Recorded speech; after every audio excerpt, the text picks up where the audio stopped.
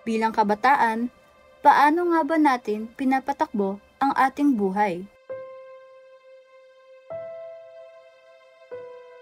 Naranasan mo na din bang maiwan ng jeep, malate, o hindi makasabay sa takbo ng buhay?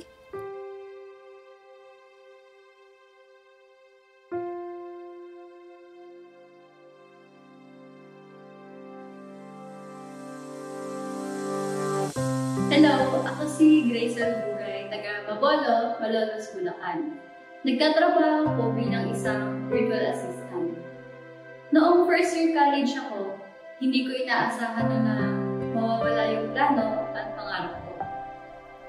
Dumating sa point na muntik na akong huminto sa pag-aaral dahil nawala yung scholarship namin sa school. Para akong trend na biglang nawala ng release ng mga panahon na yun. Naalala ko pa noon, nagsisimula na yung pasukan, yung second sem.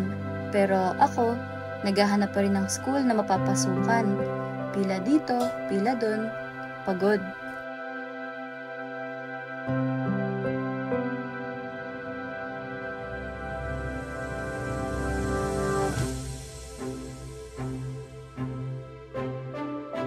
Nahirapan ako mag-adjust nun kasi hindi ako sanay malate o mahuli. Kahit elementary ako nun, ayaw ko nahuhuli sa flag ceremony. Ako yung tipo ng kabataan noon na gusto ko palagi may plano. May plan A at plan B. Pero bilang kabataan nga, akala ko nun, alam ko na yung gusto ko. Akala ko, alam ko na lahat. Pero may nakalimutan ako. Pinaka-importante sa buhay natin. Ito ay ang isama si Lord sa bawat plano ng ating buhay. Noong nakahanap ako ng school nun, irregular student ako. Late ng 1 taon sa mga kasabayan ko.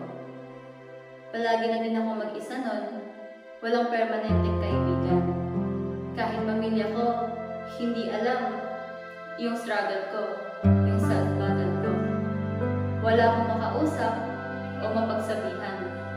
Ayoko din kasi makadagdag sa mga problema nila. Pero that time, nag-pray ako. Sabi ko, Lord, hindi ko na po alam kung ano yung tutulungan ko. Kasi hindi ko din talaga gusto yung course na nakuha ko sa school na yun. Parang kinuha ko na lang kasi para makapasok. Then, sabi ko pa kay Lord, Lord, bigyan mo naman ako ng kaibigan. Kasi ang lungkot ng mag-isa ko palagi. Then God answered my prayer. Hindi natutulog ang Diyos, nakikinig si Lord. He gave me someone na magdadala at maglalapit sa akin para mas makilala ko siya at yung kadakilaan niya sa buhay ko. May mga bagay na pinahihintulutan si Lord na maranasan natin para ma-redirect tayo sa plano niya sa atin. Sa planong hindi natin ikasasama, kundi para sa ating ikabubuti. Ito yung mga planong magdudulot sa atin ng kinabukasang punong-puno ng pag-asa. Bilang kabataan, hindi naman talaga natin kailangan palaging makipagsabayan sa takbo o idinidikta ng mundo. Na-late man ako ng 1 year, pero sabay-sabay pa rin naman kaming nakagraduate ng mga kasabayan ko. 3 years nga lang pala yung course na nalipatan ko. Galing ni Lord, no? Akala ko noon, naiwan ako. Akala ko, hindi na ako makakahabol sa mga kasabayan ko. Pero si Lord, iba ang plano niya. Hindi niya pa rin hinayaan na mahuli ako. Hindi ba niya lang ako ng tatahakin na karera sa buhay? Tinuro sa akin ni Lord na mas maganda ang plano niya sa buhay ko. Dahil doon, nagkaroon ako ng pagnanais na mas makilala pa si Lord.